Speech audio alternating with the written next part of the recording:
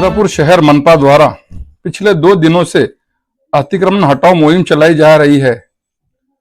मनपा द्वारा अनेक दुकानदारों के दुकान के सामने के अतिक्रमण को हटाया गया है, जिसका विरोध वंचित बहुजन आघाड़ी के चंद्रपुर वनी आर्नी लोकसभा 2024 के उम्मीदवार राजेश बेले ने किया है। राजेश बेले ने मनपा आयुक्त पर अनेक गंभीर आरोप लगाए हैं। राजेश बेले ने मनपा आयुक्त को जनता का भक्षक तथा मंत्री सुधीर मुनगंटीवार का सेवक भी कह दिया है। राजेश बेले ने आज दिनांक 3 मई 2024 रोज को शाम के 5 बजे आयुक्त से मिलने पर गए, जहां पर आयुक्त विपिन पालीवाल और राजेश बेले में कहासुनी हो गई। राजेश बेले ने आयुक्त विपिन पालीवाल पर अनेक गंभीर आरोप लगाए, जिसका आयुक्त विपिन पालीवाल ने खंडन किया है। तो आइए देखते हैं राजेश बेले और विपिन पालीवाल ने क्या कहा इस खबर में। 2 दिवसापासून महानगरपालिकेद्वारे अवैधरित्या अतिक्रमण काढणे चालू आहे। आमचं स्वागत आहे याला, पण विपिन पालीवाल आयुक्त हा सुधीर मुनगंटीवारचा सेवक आहे। हा जनतेचा सेवक नाही, जनतेचा भक्षक बनलेला आहे। कारण की माजी महापौर राखी कंचलवार यांचे डीराचे जनार्दन मेडिकल हे अवैधरित्या आहे, अनधिकृत बांधकाम आहे। याची तक्रार मी स्वतः दिलेली होती 2-3 वर्षांपूर्वी।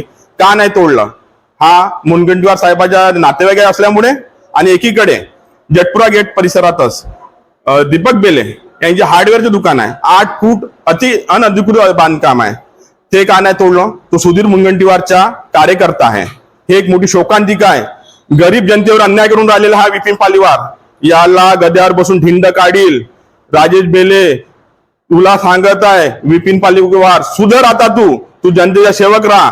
जर तू गुलामदारी करत असन भारतीय जनता पार्टीची, तर तुला संपूर्ण जनतेसमोर ढिंड काढल्याशिवाय राहणार नाही। हे राजेश बेले सांगून राहिलेला आहे तुला।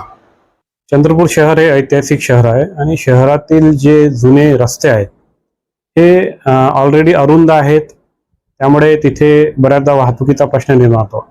या अरुंद रस्त्यावर जेव्हा व्यावसायिक त्या फुटपाथवर किंवा त्यांच्या दुकानाच्या बाहेर अतिक्रमण करून काही साहित्य मांडतात किंवा काही जर व्यवसाय मांडतात, तर निश्चितच त्यामुळे पार्किंगला आणि रहदारीला अडथळा निर्माण होतो, नागरिकांना त्याचा त्रास होतो। ही गोष्ट हेरून 4 दिवस आधीपासून शहरामध्ये अनाउन्समेंट करण्यात आली, संबंधितांना सूचना देण्यात आल्या त्यांचं जे काही अतिक्रमण आहे ते त्यांनी काढून घ्यावं। परंतु ज्यांनी यामध्ये सहकार्य केले नाही अशावर कालपासून महानगरपालिका, पोलीस विभाग व वाहतूक पोलीस विभाग यांच्या मार्फत संयुक्तरित्या कारवाई सुरू आहे आणि ज्यांची अशी दुकाने आहेत ती काढण्यात येत आहे। मनपा पर ऐसा आरोप लग रहा है कि मनपा सिर्फ गरीबों की तोड़ रही है, जो बाकी जो बड़े उद्योगपति है उसका नहीं तोड़ा जा रहा है। इस बारे में क्या बोलेंगे? सध्याचं टार्गेट हे ट्रॅफिक, वाहतूक, रस्ता मोकळा करणे, फुटपाथ मोकळा करणे हे आहे।